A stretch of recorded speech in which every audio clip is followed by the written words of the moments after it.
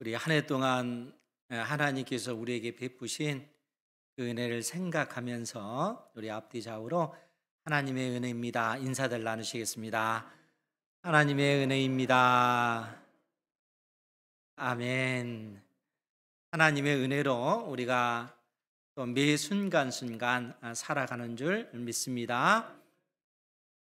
특별히 이제 추수감사 주일을 맞이하여 우리가 또 한 해 동안 하나님께서 우리 인생 가운데 베푸신 그 은혜에 감사하며 이 추수감사 주일 예배를 드리지만, 또 영적인 측면에서 우리 주님께서 이 땅에 재림하실 때 온 세상을 심판하실 택한 백성들을 구원하시어 그들을 곳간에 들이시고, 또 택하지 않는 그 이들은 불못에 던져지는 그 마지막 그 추수가 있음을 추수감사 주일을 통해서 끊임없이 우리에게 교훈하고 계십니다. 그러니까 우리의 어떤 그 일생의 삶이 또 하나님의 은혜로 우리가 살아가고, 동시에 우리 주님께서 이 땅에 재림하실 때 이제 온 세상을 심판하시는 마지막 그 영적 추수가 있음을 깨닫고 믿음의 삶을 사는 여러분들 되시기 바랍니다. 그런데 우리 주님께서 이제 이 땅에 재림하셔서 온 세상을 심판하시기 위해, 그래서 우리 주님께서는 피 흘려 세우신 몸된 교회를 통하여 지금도 이제 천국 복음을 수많은 나라들 민족들 가운데 증거케 하시고, 창세 이후로 택하신 자녀들을 구원해 내는 이 일들을 교회를 통해서 일하고 계십니다.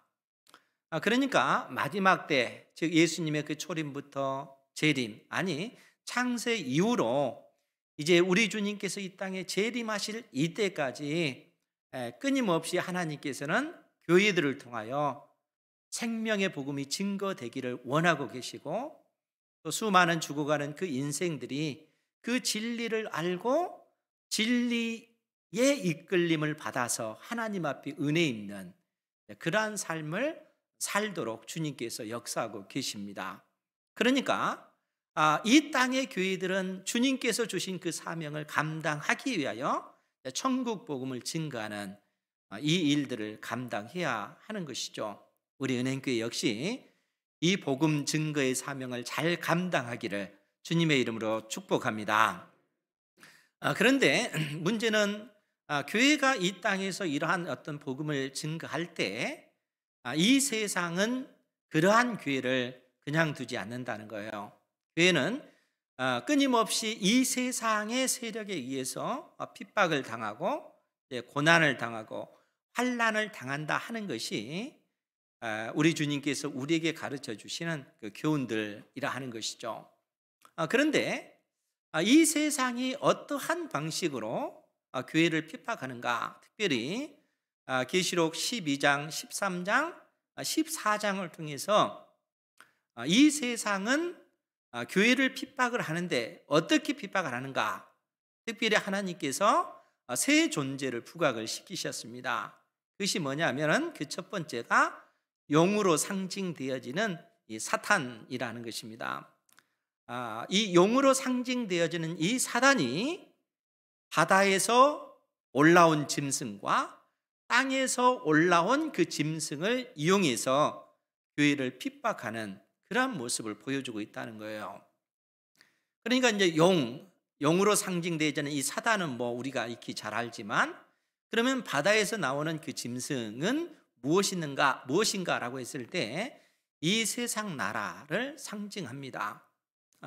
그것이 사도 요한을 통해서 우리에게 계시해 주시는 그 비밀이에요. 그러니까 바다에서 나오는 이 짐승은 사도 요한 당대에 이 세상의 어떤 그 중심이라 일컬어지는 로마라고 하는 나라 자체를 의미한다라고 얘기할 수 있습니다. 그러니까 사단이 이 세상 나라에 그러한 권세를 주어서 예수 그리스도를 믿는 하나님의 자녀들을 핍박하는 그러한 그 모습을 보여주고 있다는 것이죠.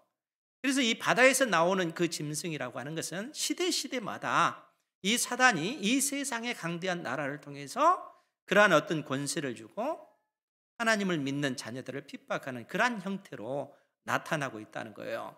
그것이 바다에서 나오는 짐승의 그 실체라 하는 것이죠. 그런데 이제 오늘 본문의 말씀은 바다에서 나오는 짐승이 아니고 이제는 또 다른 짐승인 땅에서 올라온 짐승에 관해서 말해주고 있습니다. 오늘 13장 이 11절 말씀에 보면 내가 봄에, 즉 사도 요한이 환상 가운데 봄에 또 다른 짐승이 땅에서 올라오니, 그러니까 바다에서 올라온 그 짐승 외에 또 다른 짐승, 즉 땅에서 올라오니 이 짐승의 모습이 어린 양 같이 두 뿔이 있고 용처럼 말을 하더라. 땅에서 올라온 짐승의 그 모습이 그러하다는 거예요. 그래서 땅에서 올라온 이 짐승의 모습이 어린 양 같이 두 뿔이 있다라는 얘기는 어린 양의 흉내를 낸다라는 얘기죠. 즉 어린 양 대신 우리 주 예수 그리스도의 흉내를 낸다라는 얘기입니다. 그러면서 이 그 짐승은 용처럼 말을 하더라. 이 거짓의 아비인 사탄처럼 거짓말하는 그러한 존재다라는 얘기입니다.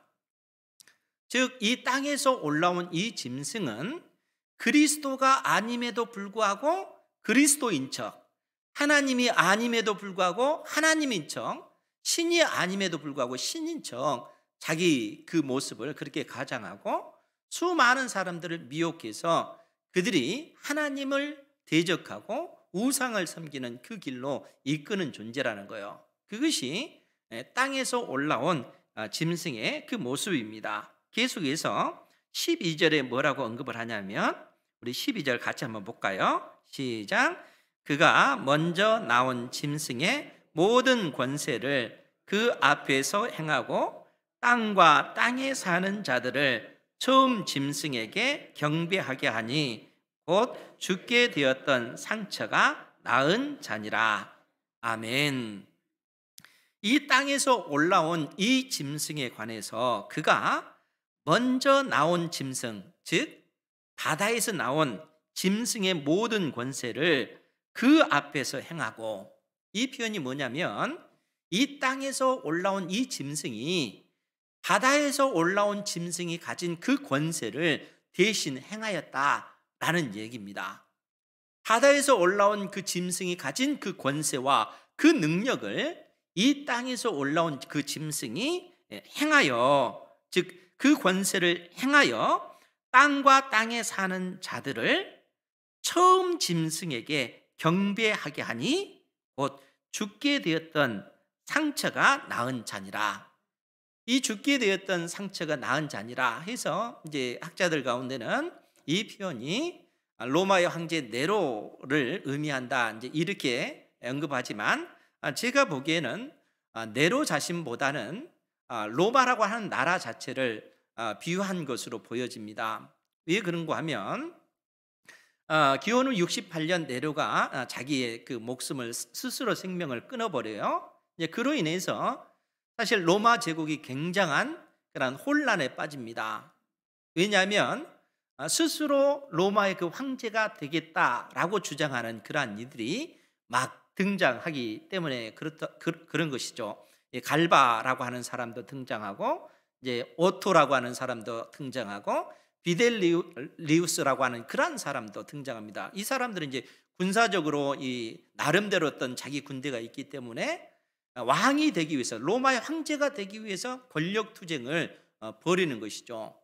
무려 1년 동안 이러한 어떤 그 권력 투쟁이 벌어서 한 사람이 황제가 되면 그 사람을 또 죽이고 또 다른 사람이 등장하고 또 다른 사람이 등장하고 해서 기원 후 69년에 무려 4명이 바뀌어지게 되는데, 그 네 번째 로마의 황제로 등극한 사람이 베스파시안이라고 하는 사람입니다. 이 사람은 이 동방의 그 총사령관 역할을 했고, 이 예루살렘에 있는 그 예루살렘 성을 회파하고 성전을 무너뜨렸던 그러한 그 장군이었죠. 그의 아들이 이제 티투스라고 하는 사람이에요. 그런데 이 사람이 황제가 돼서 이 로마를 안정화시킨 것이죠. 약 10년 정도 통치를 했는데 그 다음에 그의 아들 티투스가 황제가 되었지만 이 아들도 2년도 되지 못하고 요절하고 맙니다. 이때 이제 어떤 일이 벌어졌냐면 로마에 뭐 큰 화재도 일어났고 여러분들이 잘 아는 이 폼베이의 그 베수비오 화산이 폭발해 가지고 이 폼베이라고 하는 이 도시 자체가 완전히 화산재로 뒤덮어 버리는 이 사건이 이 티투스 때 일어났습니다. 그러니까 아마 여러 가지 어떤 그 일들이 겹쳐서 2년도 되지 못하고 그 사람이 요절하고 말아요. 그래서 그의 동생 도미티안이 황제가 되어집니다. 그런데 이 도미티안은 약 15년을 로마를 통치를 했어요. 그러니까 이때 사실상 로마가 그의 아버지 때로부터 굉장히 안정적으로 그렇게 로마가 다시 그 혼란한 그 상황을 극복하고 일어서게 된 그러한 어떤 시대인 것이죠. 그런데 이 도미티안이라고 하는 그 황제는 여러분들이 익히 알 것입니다. 이 사람은 스스로 자기 자신이 신이다 이렇게 주장을 하죠. 더더구나 이제 기록에 의하면 이 도미티안은 로마 그 시에 자기를 위해서 자기의 어떤 우상을 만들고 로마 시민들은 1년에 한 번 그 우상 앞에 나가게 하는 거예요. 그리고 향을 피우고 그 우상에게 절하면서 가이사가 우리의 주님이십니다 이렇게 고백을 하게 했습니다. 이 황제가 바로 이 도미티안 황제라는 거예요. 그러니까 이러한 어떤 그 우상을 숭배하는 이러한 일들을 행하게 했는데 여기에 동참하지 아니하는 그리스도인들은 어떻게 되겠어요? 이로 인해서 엄청난 그런 그리스도인들이 핍박을 당하고 순교당하는 그런 일들이 비일비재하게 일어났다는 거예요. 그러니까 적어도 곧 죽게 되었던 상처가 나은 자니라라고 했을 때는 그것이 어떤 그 황제를 의미하기보다는 이 로마라고 하는 나라 자체를 의미한다라는 생각이 듭니다. 왜냐하면은 이 땅에서 나오는 이 짐승의 그 정체 때문에 그렇습니다. 13절 이하에 보면 이 땅에서 나오는 이 짐승이 그 바다에서 나오는 그 짐승이 준 그 권한을 가지고 수많은 사람들을 미혹하면서 큰 이적을 행하되 심지어 사람들 앞에서 불이 하늘로부터 땅에 내려오게 하고 14절 말씀 같이 한번 볼까요? 시작. 짐승 앞에서 받은 바 이적을 행함으로 땅에 거하는 자들을 미혹하며 땅에 거하는 자들에게 이르기를 칼에 상하였다가 살아난 짐승을 위하여 우상을 만들라 하더라. 아멘. 이 땅에서 나오는 이 짐승이 그 바다에서 나온 그 짐승이 준 이 권세와 그 능력을 받아서 그가 큰 이적을 행한다는 거예요. 왜냐하면 이 땅에 거하는 자들이라고 하는 것은 하나님을 경외하지 않는 이 세상에 속한 사람들입니다. 그러니까 그 사람들을 미혹해서 바다에서 나온 그 짐승을 경배하게 할 뿐만 아니라 또 그를 위하여 우상을 만들어서 그 우상을 섬기게끔 하는 이러한 어떤 그 역할을 이 땅에서 나온 짐승이 하고 있다는 거예요. 그렇기 때문에 우리가 요한계시록 16장 13절에 보면 우리 그 부분 같이 한번 볼게요. 요한계시록 16장 13절에 보면 또 내가 봄에 개구리 같은 새 더러운 영이 개구리는 이제 부정한 그 생물을 의미하죠. 그러니까 이 개구리 같은 새 더러운 영이 용의 입과 짐승의 입, 여기서 짐승은 바다에서 나온 짐승을 의미해요. 이 짐승의 입과 거짓 선지자의 입에서 나오니 그들은 귀신의 영이라 이렇게 언급을 하고 있습니다. 그러니까 지금 영은 사단을 상징한다면 바다에서 나오는 그 짐승과 땅에서 나오는 이 짐승을 언급하기를 거짓 선지자로 이렇게 언급을 하고 있다는 거예요. 이제 여기서만 언급하는 것이 아니라 계시록 19장 19절 이하에도 그 표현이 되어져 있습니다. 우리 같이 보죠. 요한계시록 19장 19절 이하에 보면 또 내가 보매 그 짐승과 땅의 임금들과 그들의 군대들이 모여, 여기서 이제 그 짐승은 바다에서 나온 짐승을 의미합니다. 그러니까 바다에서 나오는 그 짐승은 요한계시록의 또 다른 상징으로서 표현하기를 큰 성 바벨론을 의미해요. 큰 성 바벨론과 땅의 임금들, 즉 그 바벨론을 의지하는 수많은 나라들, 민족들 가운데 있는 무수한 그 왕들을 의미한다는 거예요. 그러니까 사도 요한 당대는 큰 성 바벨론이 의미하는 것은 로마 제국을 의미하겠죠. 그리고 땅의 임금들이라고 하는 것은 이 로마 제국을 의지하는 수많은 나라들, 민족들 가운데 있는 왕, 통치자들, 그 권세자들을 의미한다는 거예요. 그러니까 그 짐승과 땅의 짐승들, 임금들과 그들의 군대들이 모여 그 말탄 자와, 여기서 말탄 자는 우리 주 예수 그리스도를 의미합니다. 그러니까 우리 주 예수 그리스도, 이 땅에 재림하실 주님을 이 땅의 그 어떤 그 짐승과 그를 따르는 임금들이 대적하는 그 모습을 그려주고 있다는 거예요. 그래서 그 말탄 자와 그의 군대와 더불어 전쟁을 일으키다가 짐승이 잡히고, 즉 바다에서 나온 짐승이 잡히고 그 앞에서 표적을 행하던 거짓 선지자도 함께 잡혔으니 이는 짐승의 표를 받고 그의 우상에게 경배하던 자들을 표적으로 미혹하던 자라. 즉 땅에서 나온 그 짐승의 그 실체는 거짓 선지자라는 거예요. 그리고 이 거짓 선지자는 수많은 기적과 이적을 행하여 하나님을 대적하고 이 바다에서 나온 그 짐승을 섬기게 하고 또 스스로 자칭 내가 그리스도다 이렇게 주장하는 그러한 사람들을 미혹하도록 하는 그러한 존재가 땅에서 나온 짐승의 그 실체라는 거예요. 그러니까 여러분들이 이제 기억하셔야 될 것이 뭐냐면, 지금 이 마지막 때에 이 사단이, 영으로 상징되어지는 이 사단이 교회를 핍박함에 있어서 바다에서 나오는 그 짐승과 땅에서 나오는 짐승을 사용하는데, 이 바다에서 나오는 그 짐승은 세상 나라, 요한계시록에 나오는 큰 성 바벨론으로 상징되어지는 그러한 존재라는 거예요. 그리고 땅에서 나오는 이 짐승은 큰 성 바벨론을 신성화시키고 영을 경배하도록 만드는 거짓 선지자들의 그 역할을 하는 존재들이라는 거예요. 그러니까 이러한 거짓 선지자들의 그 역할을 하는 사람들이 뭐 황제가 될 수도 있고 수많은 적 그리스도들도 있는 것이죠. 이 땅에 이단자들인 것이죠. 스스로 자기 자신이 그리스도라 이렇게 주장하는 그러한 자들을 의미한다는 거예요. 그래서 여러분, 우리 주님께서 이미 마태복음 24장에서 그러한 경고를 우리에게 해 주셨잖아요.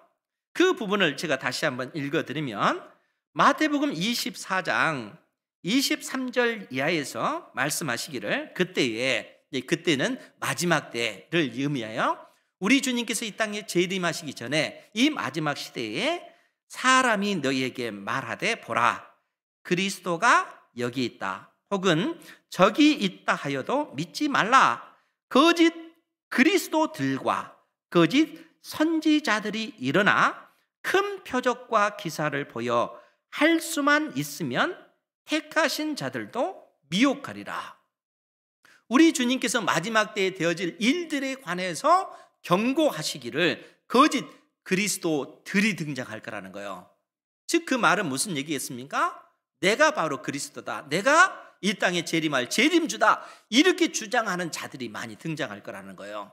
뿐만 아니라 거짓 선지자들이 나타나서 할 수만 있다면 그들이 수많은 표적과 이적을 행함으로써 택한 하나님의 자녀들까지 미혹하려고 하는 그러한 일들이 비일비재하게 일어나게 될 거라는 거예요. 그러니까 우리 주님께서 이러한 말씀을 하시면서 뭐라고 얘기하셨어요? 보라, 내가 너희에게 미리 말하였노라. 내가 분명히 너희들에게 이러한 경고를 한다. 마지막 때에 이 사단이 바다에서 나오는 그 짐승과 땅에서 나오는 그 짐승들을 이용해서 끊임없이 하나님의 택한 자녀들을 미혹하는 그러한 일들이 비일비재하게 일어나게 될 거라는 거예요. 그러니까 이 세상은 하나님의 택한 자녀들이 하나님을 대적하고 이 세상을 섬기고 사단을 경배하는 그러한 이래로 끊임없이 택한 자녀들을 핍박하고 동시에 미혹하는 그러한 일들이 일어날 거라는 거예요. 그것이 이 마지막 때를 살아가는 우리의 어떤 그 삶 가운데 벌어지는 일들이다, 이렇게 말씀을 하십니다. 그러면서 어떤 말씀을 주시냐면 우리 16절 말씀, 15절부터 보죠. 15절부터 15, 16절을 보면 그가 권세를 받아 그 짐승의 우상에게 생기를 주어 그 짐승의 우상으로 말하게 하고, 우상에게 생기를 준다는 얘기가 뭐겠습니까? 그가 가진 그 권세로 그 우상을 섬기도록 그렇게 만드는 것이죠. 그러니까 로마 시민들에게 1년에 한 번 그 우상, 자기가 스스로 자기의 그 우상을 만들어 놓고 그 우상 앞에 그 향으로 분향을 하게 하고, 이 가이사는 우리의 주님이십니다, 이렇게 고백하도록 만들잖아요. 그러니까 그런 그 권세를 이 도미티안 황제가 행하는 것입니다. 그렇게 하지 않으면 어떻게 해요? 그들에게 핍박이 가해지니까 로마 시민들은 그렇게 할 수밖에 없는 거예요. 그리고 이 땅에 사는 사람들은 진짜로 로마의 그 황제를 그 신처럼 여기는 것입니다. 그렇게 섬기는 거예요. 그러한 그 표현을 오늘 그 짐승의 우상에게 생기를 주어 그 짐승의 우상에게 말하게 하고 또 짐승의 우상에게 경배하지 아니하는 자는 몇이든지 다 죽이게 하더라. 하나님의 택한 자녀들은 그러한 세상 속에서 환난을 당할 수밖에 없는 것이죠. 왜냐하면 그 사람이 신이 아닌데, 그리스도가 아닌데 자칭 그리스도다 이렇게 주장하고, 하나님이 아님에도 불구하고 자기가 신이다 이렇게 주장하는 그 황제를 신으로 섬길 수 있겠어요?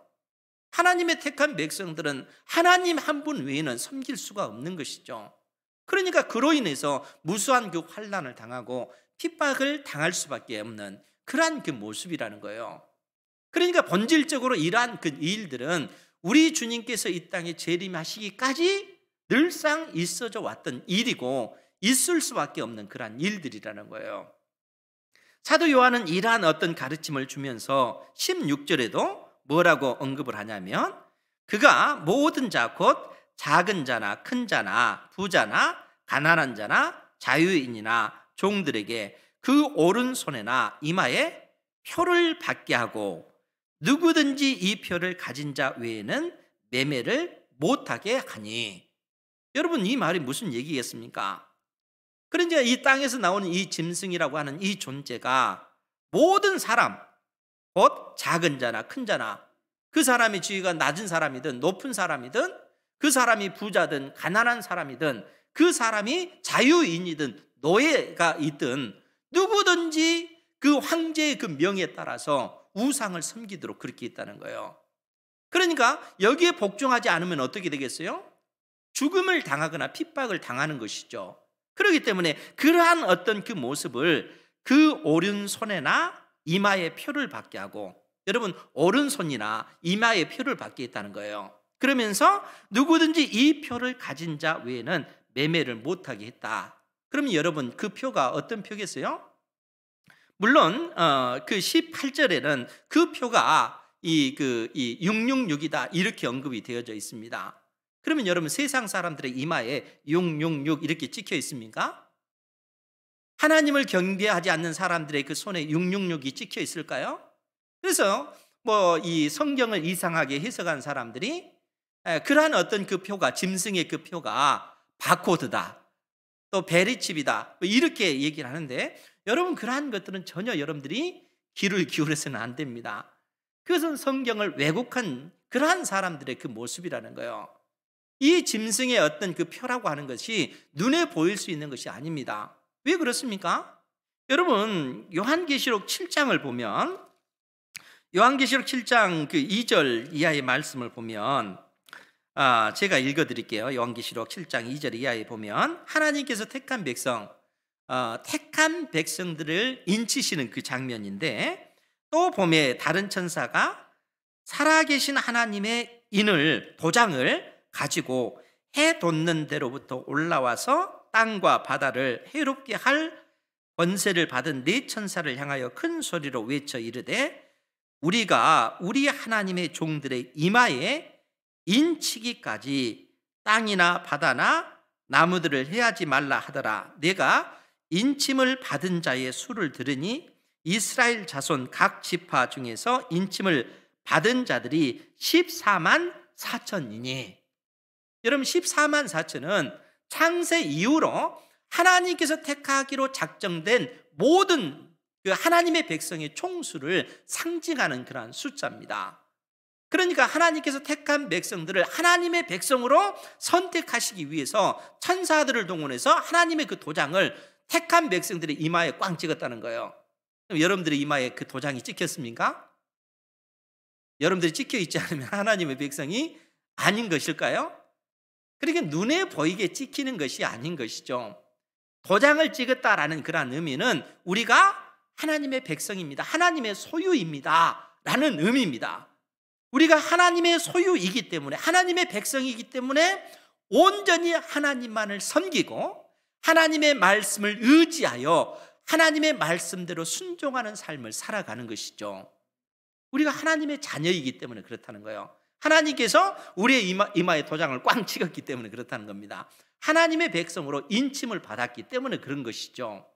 그것과 마찬가지로 이 짐승에게 속한 자, 이 짐승이 큰 권세를 가지고 큰 자나 작은 자, 부자나 가난한 자, 또 자유인이나 종들에게 그 오른손이나 이마에 표를 받겠다는 거예요. 그리고 그 표가 없으면 가진 자 외에는 매매를 못하게 하는 이러한 어떤 그 일들이 그들의 삶 가운데 벌어지는 거예요. 여러분, 매매를 할 수 없다는 것이 뭐겠습니까? 사고 파는 것을 못하잖아요. 여러분, 그런데 로마 시대 때 우리 주님께서 계시록 2장에도 서만화 교회 성도들을 칭찬하시면서 그 말씀을 하십니다. 내가 너희들이 당하는 그 환난과 궁핍을 아노니, 우리 주님께서 그렇게 얘기해요. 너희들이 큰 환난을 당하고 너희들이 궁핍하다는 것, 너희들이 가난하다는 것을 내가 아노니, 그러나 실상은 너희는 부요한 자니라, 이렇게 얘기를 해요. 왜 그럴까요? 서문화 교회 성도들은 스스로 가난해지기로 작정했기 때문에 그런 것입니다. 여러분, 이때 당시 그들이 가지고 있는 그 제도 중에 하나가 이 길드라고 하는 그러한 제도입니다. 오늘날에는 우리 이 협동조합 같은 그러한 그 조직이 이 로마 시대 당대에도 있었어요. 그러니까 같은 어떤 직종에 있는 사람들이 하나의 그 단체를 형성해서 그들이 서로 사고 팔고 물건을 사고 팔고 하는 그러한 그 권리를 자체적으로 부여를 합니다. 그러니까 그들이 그 조합을 중심으로 해서 그 사고 파는 그 일들이 이루어지는데, 그들이 그러한 일들을 하면서 제일 먼저 하는 것이 뭐겠어요? 황제를 숭배하는 그러한 일들을 하는 거예요. 그러면 여러분, 로마 황제를 숭배하는 그 일에, 그 길드에 하나님의 택한 백성들이 가입할 수 있겠는가 하는 거예요. 그 속에 들어가면 자연스럽게 그들과 함께 황제를 숭배해야 되고, 그렇게 하지 않으면 그 길드에 들어갈 수 없는 것이죠. 그러면 어떻게 돼요? 먹고 사는 문제에 있어서 고통을 당하는 겁니다. 그런데 서문학교의 성도들은 그들의 그 길드에 들어가지 아니하고 오히려 고난받는 그 일에 오히려 동참하는 것입니다. 가난하게 사는 거예요. 그래서 우리 주님께서 그러한 하나님의 그 백성들의 그 모습을, 내가 너희들이 당하는 그 환난을, 그 고통을 안다, 너희들이 당하는 그 궁핍함을 내가 안다, 그러나 실상은 너희들은 부자다라고 얘기를 해줘요. 왜 부자이겠습니까? 그들이 하늘에 있는 하나님께서 약속하신 그 나라, 하나님께서 우리에게 약속해 주신 새 하늘과 새 땅을 상속받는 그 상속자로 우리가 부르심을 받았기 때문에 그렇다는 거예요. 하나님께 소망을 두고 이 땅에 소망을 두지 않는, 이 바다에서 나오는 그 짐승과 땅에서 나오는 그 짐승이 수많은 어떤 기적과 이적과 권세를 가지고 행하면서 수많은 택한 백성들을 미혹하지만 그들이 그 미혹에 넘어가지 않는 거예요. 왜냐하면 땅에 소망을 두지 아니하고 하나님께 소망을 두기 때문에. 땅에 소망을 두면 이 땅에서 그 물질적으로 넉넉하게 형통하게 그렇게 살 수 있지만 그 신앙을 지키기 위해서 그 길을 포기하고 하나님만을 의지하는 것입니다. 사랑하는 성도 여러분, 이러한 삶을 살아가는 여러분들 되시기 바랍니다. 하나님께서 믿음의 백성들에게 그러한 삶을 요구하고 계시다는 거예요.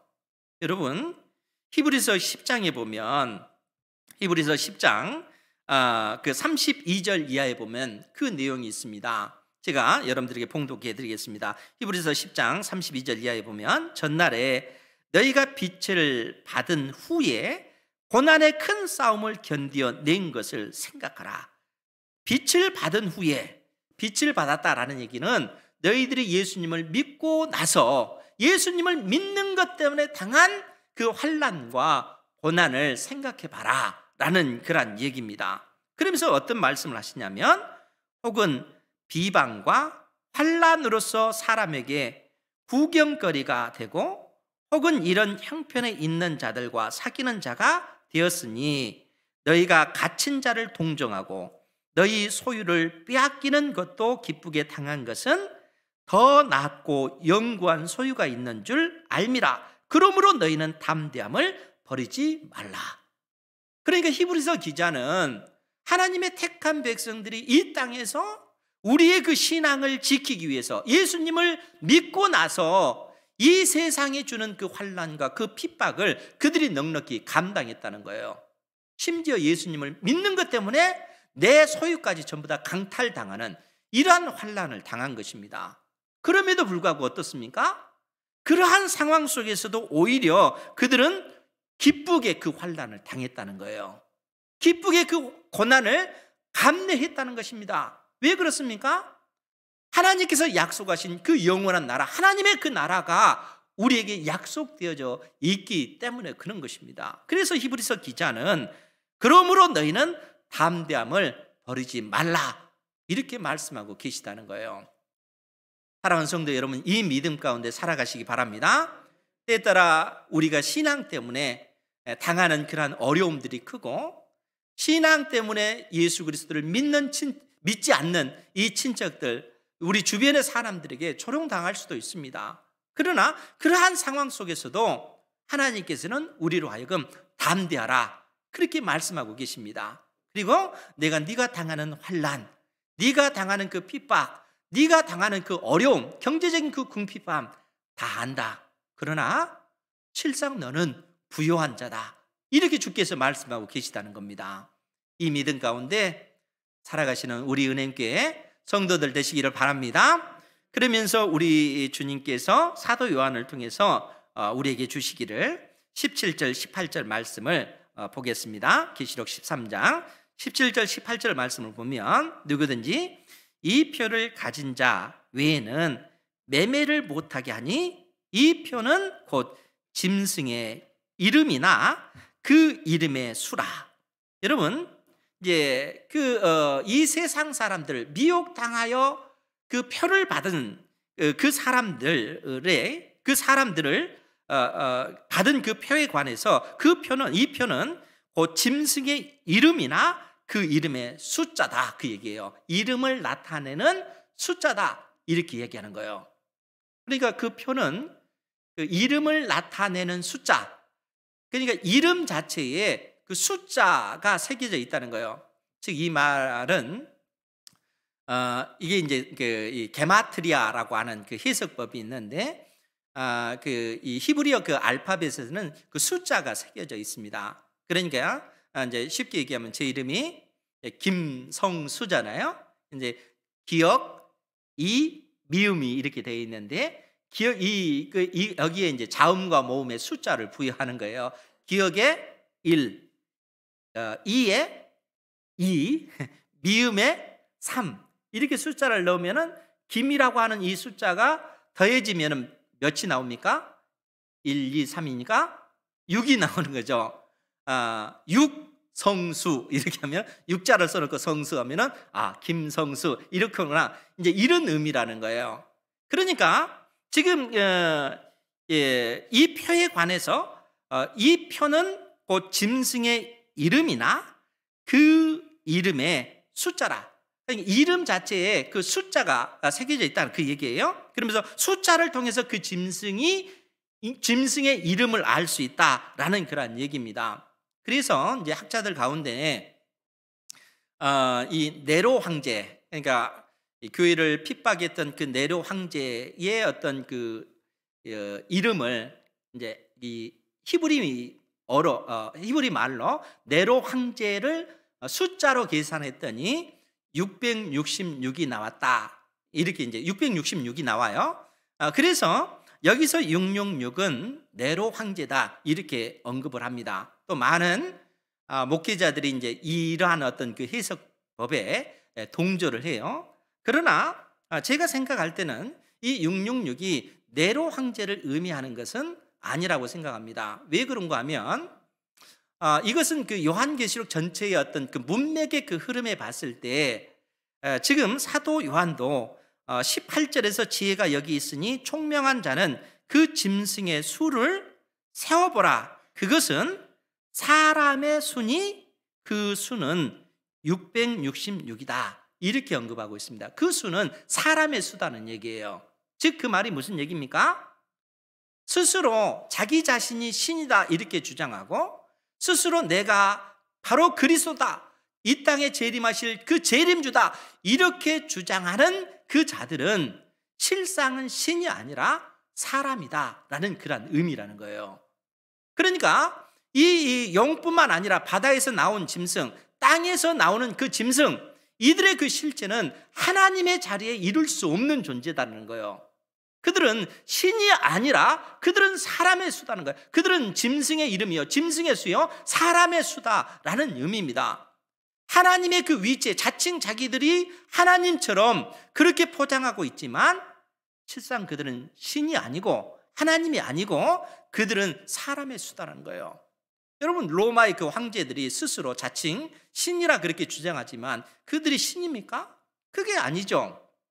그들은 신이 될 수가 없습니다. 그들은 사람이라는 거예요. 자칭 그리스도다 이렇게 주장하지만 그리스도가 아니라는 거예요. 그런 거짓 그리스도, 적 그리스도일 뿐이라는 거예요. 그러면은 6이 의미하는 바가 사람의 수라면은 완전한 의미의 그 7은 우리 하나님을 의미하겠죠. 그렇죠? 그러니까 이 6이라고 하는 이 수는 절대적으로 7의 수준에 이를 수가 없습니다. 완전수인 이 7이 우리 하나님, 더더구나 성삼위 하나님을 777이라고 하면은 이 땅에 속한 자들은 666에 해당된다는 거예요. 그래서 제가 생각하기로는 이 전체적인 그 흐름을 봤을 때 여기서 나오는 이 666이라고 하는 이 표를 받는 자, 여기서 666이라고 하는 것이 결국 계시록 12장부터 계속해서 등장하는 사단과 바다에서 나오는 그 짐승과 땅에서 나오는 그 짐승을 의미한다고 보는 것이 더 적절한 그런 해석이라 생각이 듭니다. 그러니까 여러분들이 이 666에 관해서 이 세상 사람들이 희한하게 풀어가는 그런 것에 대해서 무서운 마음으로 그것을 받아들이지 말라는 거예요.